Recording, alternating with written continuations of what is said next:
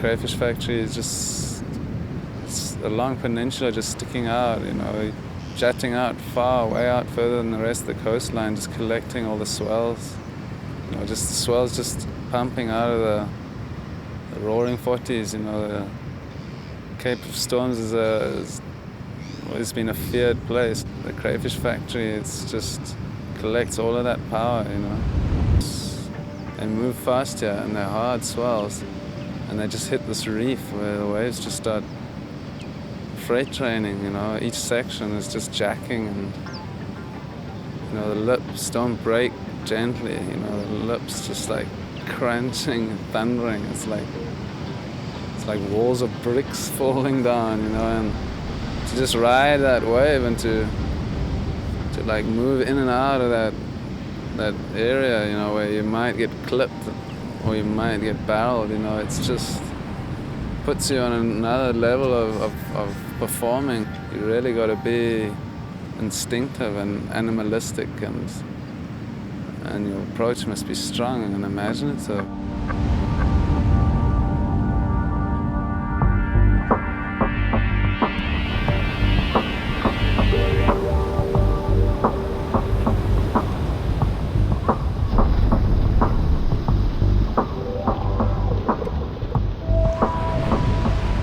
That's where I've sharpened my big wave skills. That's the wave that, if you want to train for big waves, then the factory's the spot, you know.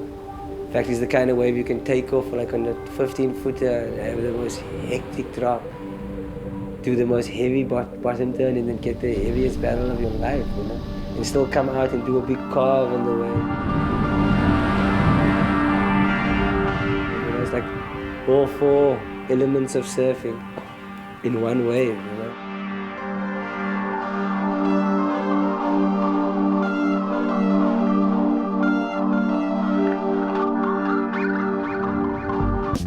It's a place I have huge respect for.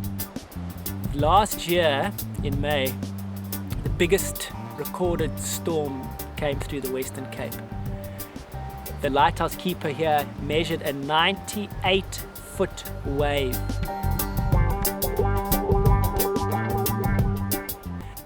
But the surf continued. 2 days later, the guys were out there and the waves were cranking. And just to paddle out to the factory, it's an 800-meter paddle. It's not your beachy, you know what I mean? In the way those guys treat it, it's wrong, man. They're like fearless.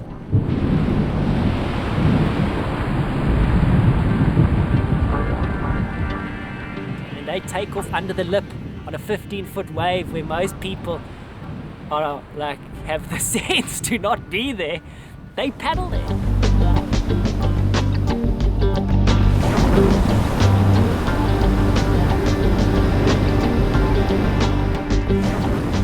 We'd suddenly find when Cass and Ian paddle out that you know, the takeoff spot would move 30 meters further over into a more critical position, places where we hadn't gone before.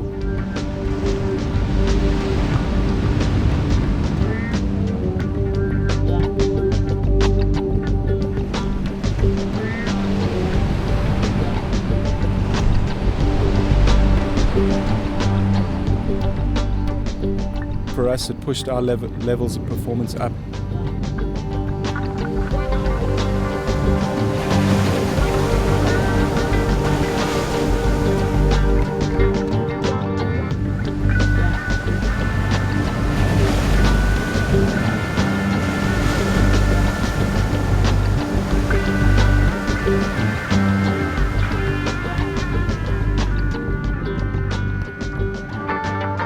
Every time they surfed, you could sense it, a real competitive push, trying to outdo each other. And I think this was a major factor in their performance levels escalating at the rate it did.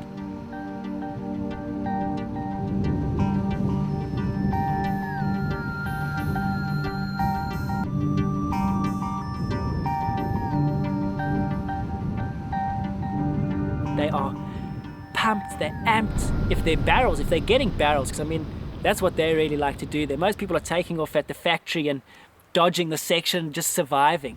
Those guys are looking for the barrel, because when you get a barrel at the factory, you know you've been barreled. It is just this huge gaping hole, and that's what they go for.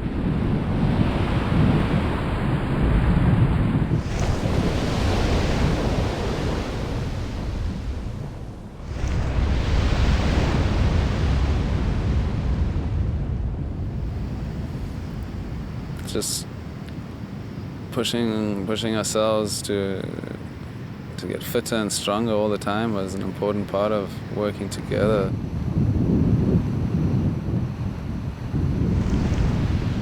Physically, I think we just had a different approach. Like myself and Ian at that time, we'd surf anything, you know. I mean, we'd like be praying that it's like 20 foot, you know. I mean, there was a time when I snapped 3 boards in 2 days, pushing my limits. And it drove me, I mean, nearly mad with dementia, that no one would accept that these guys are good.